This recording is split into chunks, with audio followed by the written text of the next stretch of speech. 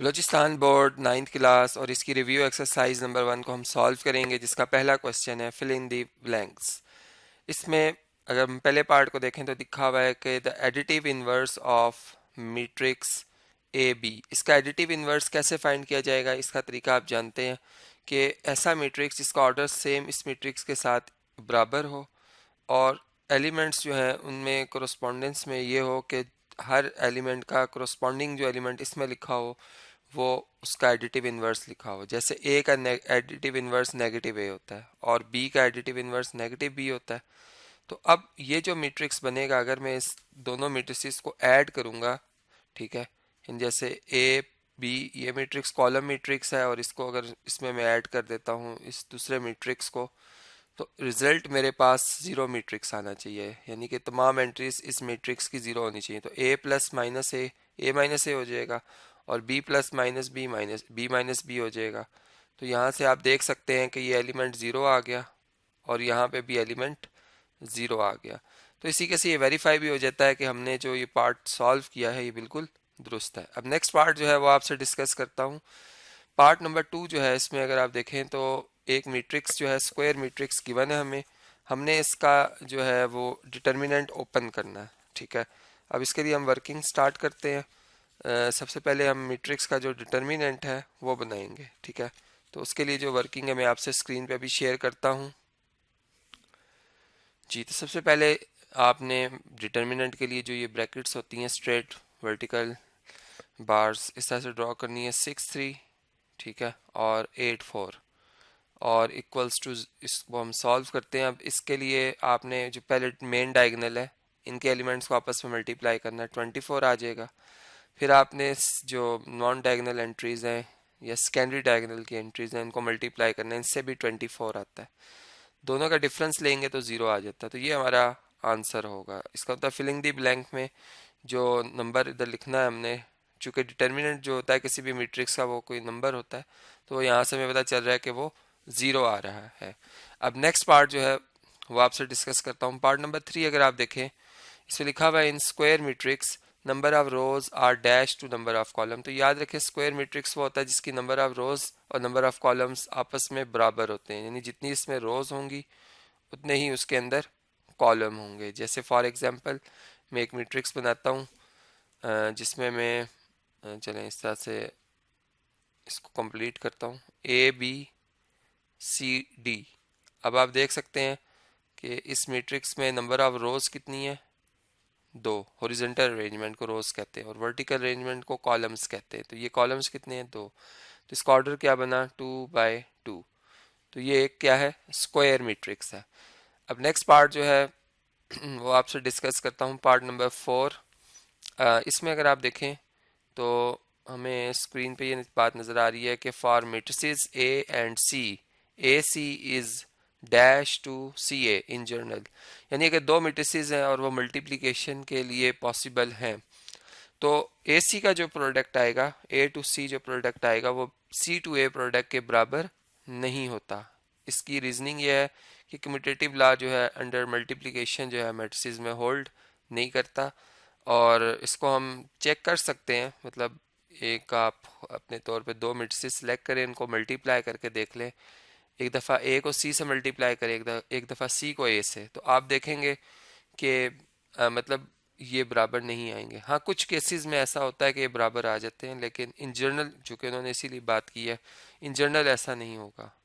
Next part जो है वो आपसे डिस्कस कर लेता हूँ। इसमें लिखा हुआ है the corresponding elements in equal matrices are. जो इक्वल मैट्रिसेस होते हैं उनके कोरस्पॉन्डिंग जो एलिमेंट्स होते हैं वो क्या होते हैं, वो इक्वल होते हैं, वो सेम होते हैं। मतलब दो मैट्रिसेस कब बराबर होते हैं, जब उनके कोरस्पॉन्डिंग एलिमेंट्स और उनका ऑर्डर एक जैसा हो। जैसे फॉर एग्जांपल मैं एक मैट्रिक्स बनाता हूँ, ये है 2 3, ठीक है, कॉलम मैट्रिक्स बनाया मैंने। और अब मैं एक और मैट्रिक्स बनाता हूँ, चलें यहाँ पे मैं बना लेता हूँ, ठीक है, फ़र्ज़ करें ए बी। तो अब ये दोनों मैट्रिसेस इक्वल हैं, तो इट्स मीन के इनकी कोरस्पॉन्डिंग जो एलिमेंट्स हैं वो सेम है, यानी ए के कोरस्पॉन्डेंस में 2 आ रहा है तो एक इसके बराबर होगा 2 के, और बी की कोरस्पॉन्डेंस में कौन आ रहा है 3, तो बी किसके बराबर होगा 3 के। दोनों का ऑर्डर सेम है, इसमें 2 रोज 1 कॉलम है, इसमें भी 2 रोज 1 कॉलम है। तो इस बात को हमने अपने जहन में रखना है। जी, क्वेश्चन नंबर 2 है जिसमें लिखा हुआ है चूज द करेक्ट आंसर, और इसमें एक मैट्रिक्स है, कॉलम मैट्रिक्स है। हमने इसका ऑर्डर बताना है कि order of column matrix is, तो इसमें देखिए रोज कितनी है 1 2, कॉलम कितने हैं 1, तो इसका ऑर्डर होगा 2/1। ए ऑप्शन जो है वो हमारा बिल्कुल दुरुस्त है, इसलिए हम यहाँ पे एक तो 2/1 भी लिख देंगे और आंसर भी मार्क कर देंगे। इसके बाद इससे नेक्स्ट जो पार्ट आ रहा है, इसमें अगर आप देखें तो एक मैट्रिक्स है 1 0 इसकी पहली रो में लिखा, 0 1 इसकी दूसरी रो में लिखा हुआ इज अ डैश मैट्रिक्स। तो याद रखिए इस तरह का मैट्रिक्स जिसके जो डायगोनल एंट्रीज हैं सेम हो और दोनों 1 1 हो और नॉन डायगोनल एंट्रीज दोनों लाजमी 0 हो, ऐसे मैट्रिक्स को हम कहते हैं ये यूनिट मैट्रिक्स है या आइडेंटिटी मैट्रिक्स है। ठीक है, तो यहाँ पर हमारा जो आंसर होगा वो आएगा यूनिट मैट्रिक्स। इसके बाद नेक्स्ट पार्ट जो है, इसको अगर आप देखें तो इफ मैट्रिक्स, इसमें फर्स्ट रो में 6 3 और सेकंड रो में 4 x लिखा हुआ है, is a singular matrix then x equal to what. यानी अगर ये सिंगुलर मैट्रिक्स हो तो फिर x क्या होगा। याद रखें कि अगर एक मैट्रिक्स सिंगुलर है तो उसका डिटर्मिनेंट लाजमी 0 के बराबर होगा। ठीक है, यानी कि ये जो एलिमेंट्स लिखे हुए हैं मैट्रिक्स के वो सारे मैं इधर लिख लेता हूँ इस तरह। अब इसके डिटर्मिनेंट को हम 0 के बराबर ऑलरेडी लिख चुके हैं। हम इनका प्रोडक्ट लेंगे, 6 को x से मल्टीप्लाई करेंगे और 4 को 3 से, तो कितना आ जाएगा 12। अब इन दोनों का आपने डिफरेंस लेना है और 12 को हम दूसरी तरफ शिफ्ट कर देंगे कांस्टेंट टर्म में, 0 में ऐड होके 12 12 ही आ जाएगा। और अब हम 6 से डिवाइड करेंगे ऑन बोथ साइड, तो 6 1 टाइम 6 6 2 टाइम 12, तो पता ये चला कि x की वैल्यू क्या आ रही है 2, जो कि ऑप्शन नंबर डी में लिखी हुई है। तो डी ऑप्शन हमारा बेस्ट ऑप्शन होगा और हम आंसर लिख देंगे 2। नेक्स्ट पार्ट जो है वो आपसे डिस्कस करता हूँ, पार्ट नंबर 4। अगर आप देखें तो इसमें लिखा हुआ है कि if B into B inverse equal to identity matrix then B inverse is a dash of matrix B.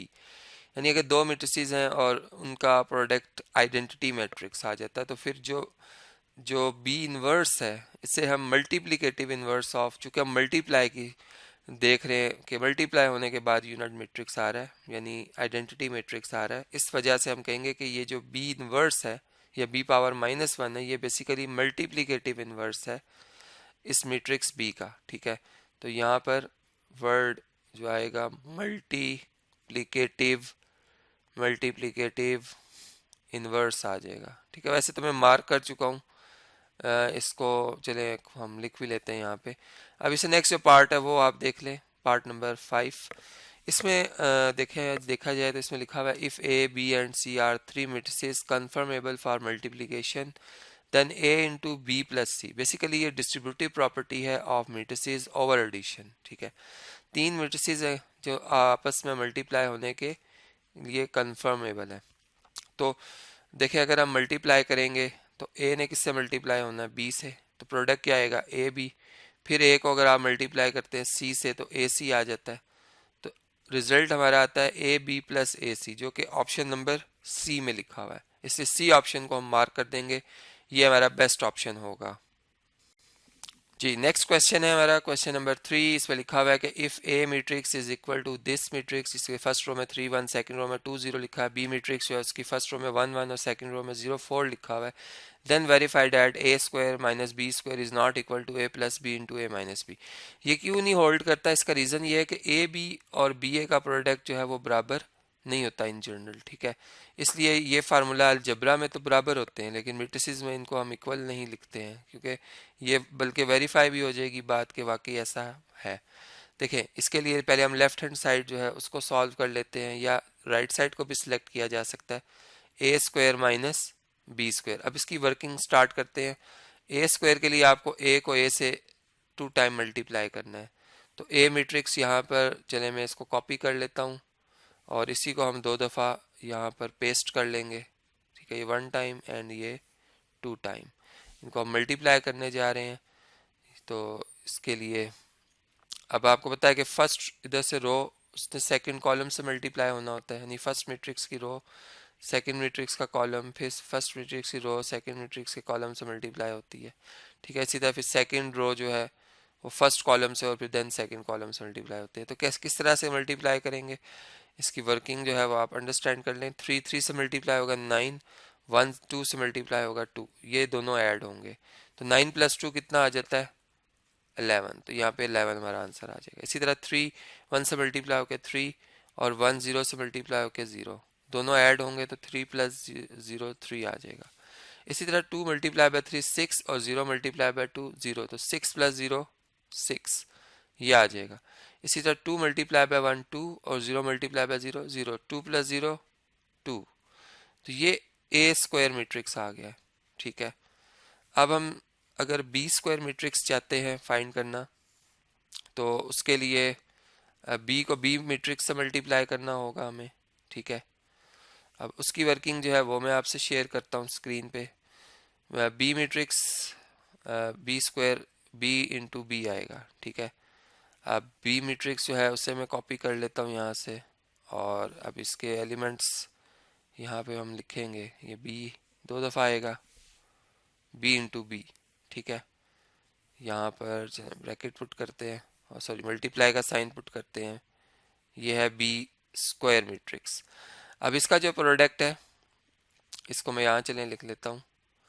इसमें 1 × 1 होगा, 1 आएगा, और 1 × बाय 0 0, तो 1 + 0 कितना होता है 1। इसका 1 × 1 1, 1 × बाय 4 4, 1 + 4 5 5 इधर आ जाएगा। 0 × बाय 1 0 और 4 × बाय 0 0, तो 0 + 0 0, 0 × बाय 1 0, 4 × बाय 4 16, 0 + 16 16 आ जाएगा। ये इस तरीके से आ गया matrix B square. Therefore left hand side is equal to, अब लेफ्ट हैंड साइड जो है इसमें इन दोनों मैट्रिसेस की वैल्यूज पुट करेंगे। पहले ए स्क्वायर मैट्रिक्स की जो कि 11 6 3 2 है, और फिर बी स्क्वायर मैट्रिक्स की वैल्यू पुट करेंगे जो कि 1 5 0 16 है। ठीक है। अब इन दोनों का डिफरेंस ले लेते हैं, तो 11 में से 1 माइनस करें 10, 3 में से 5 माइनस करेंगे -2, 6 में से 0 माइनस करेंगे 6, और 2 में से 16 माइनस करेंगे -14 आ जाएगा। इसे हम कह लेते हैं इक्वेशन नंबर 1। यह आ गई लेफ्ट हैंड साइड। अब राइट हैंड साइड जो है, जिसमें a + b को आपने a - b से मल्टीप्लाई करना है। अब हम इसके ऊपर वर्किंग जो है वो कर लेते हैं। यहाँ पे बल्कि मैं लिख भी लेता हूँ कि ये राइट हैंड साइड जो है, जो बराबर है, यहाँ से चलें इसे कॉपी कर लेते हैं हम, कि a + b into a - b। तो इसकी जो वर्किंग है उस पर हम बात कर लेते हैं। उसके लिए हमें a और b दोनों मैट्रिसेस को कॉपी करना होगा, एक दफ़ा इनको ऐड करना है, एक दफ़ा इन्हें सब्ट्रैक्ट करना है। तो इसकी वर्किंग जो है वो मैं आपसे अभी स्क्रीन पे शेयर करता हूँ कि ये आ गया जी a और b मैट्रिक्स। ठीक है। अब इसमें सबसे पहले a + b को चेक कर लेते हैं कि वो क्या आता है। a + b में कोरस्पॉन्डिंग एंट्रीज ऐड होंगी, 3 और 1 ऐड होगा 4 आएगा, 1 और 2 1 और 1 ऐड होगा 2 आएगा, 2 और 0 ऐड होगा 2 आएगा, 0 और 4 ऐड होगा तो 4 आ जाएगा। ये आ गया a + b मैट्रिक्स। अब हम a - b मैट्रिक्स फाइंड करेंगे। तो a - b में क्या करेंगे हम, 3 में से 1 माइनस करेंगे 2, 1 में से 1 माइनस करेंगे 0, 2 में से 0 माइनस करेंगे 2, 0 में से 4 माइनस करेंगे -4। तो ये आ जाएगा a - b मैट्रिक्स। अब राइट हैंड साइड जो है, राइट हैंड साइड, इसमें क्या कर रहे हैं हम, a + b मैट्रिक्स जो आया है इसको मल्टीप्लाई करने जा रहे हैं a - b मैट्रिक्स के साथ। ठीक है। तो अब इन दोनों मैट्रिसेस को यहाँ से चले मैं कॉपी करता हूँ, और इधर हम इसे पेस्ट कर लेंगे। ये आ गया a + b मैट्रिक्स, और ये जो है इसको भी कॉपी कर लेते हैं। ये आ गया a - b मैट्रिक्स। ठीक है। और चलें इसको यहाँ से सीके से क्लोज करते हैं, ब्रैकेट बना लेते हैं। अब इनकी जो मल्टीप्लिकेशन है वो आपसे मैं शेयर करता हूँ। यहाँ पे राइट हैंड साइड जो है वो किसके बराबर आ जाएगी।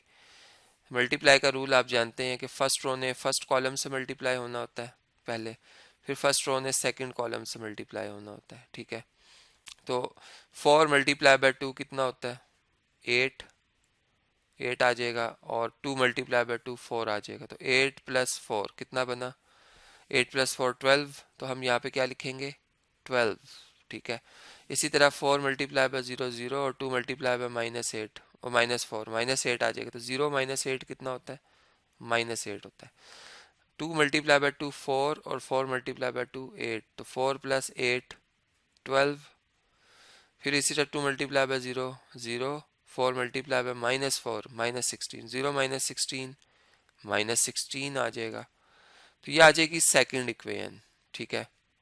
अब अगर आप फर्स्ट इक्वेशन को देखें, बल्कि यहाँ से मैं कॉपी अगर कर लूँ लेफ्ट हैंड साइड, ठीक है, और राइट हैंड साइड को, दोनों को अगर आप कंपेयर करें तो देखें ये दोनों बराबर नहीं आ रहे हैं, ठीक है। ये इधर हम लिख लेते हैं इसे, ये आपस में बराबर नहीं आ रहे हैं, ठीक है। जिससे बात कंफर्म हो जाती है कि ये दोनों जो लेफ्ट हैंड साइड और राइट हैंड साइड है ये आपस में बराबर नहीं है, क्योंकि इनके कोरस्पॉन्डिंग एंट्रीज आपस में बराबर नहीं है, ठीक है। इसको बल्कि मैं यहाँ से थोड़ा सा कॉपी करके इस तरफ को शिफ्ट कर देता हूँ ताकि ये स्क्रीन में आ जाए। और इसमें ये बात हम देख रहे हैं कि दोनों इक्वेशन जो हैं फ्रॉम 1 एंड 2 कंपेयरिंग, अगर हम लिखते हैं यहाँ पे कंपेयरिंग इक्वेशंस 1 एंड 2, तो हम देख रहे हैं कि राइट हैंड साइड जो है वो लेफ्ट हैंड साइड के बराबर नहीं है, ठीक है। तो हेंस हम ये कह सकते हैं कि जो रिजल्ट हमने प्रूव करना था कि a² - b² जो है is not equal to a - b into a+b, ये वेरीफाई हो जाता है, ठीक है। तो आखिर में हम लिख देंगे कि हेंस वेरीफाइड। तो इसी के से ये प्रॉब्लम हमारा कंप्लीट हो जाता है। अब इस वीडियो को मैं कंटिन्यू कर रहा हूँ नेक्स्ट वीडियो में, जिसमें मैं आपसे जो इसी एक्सरसाइज के नेक्स्ट क्वेश्चंस आ रहे हैं वो एक एक करके डिस्कस करूंगा।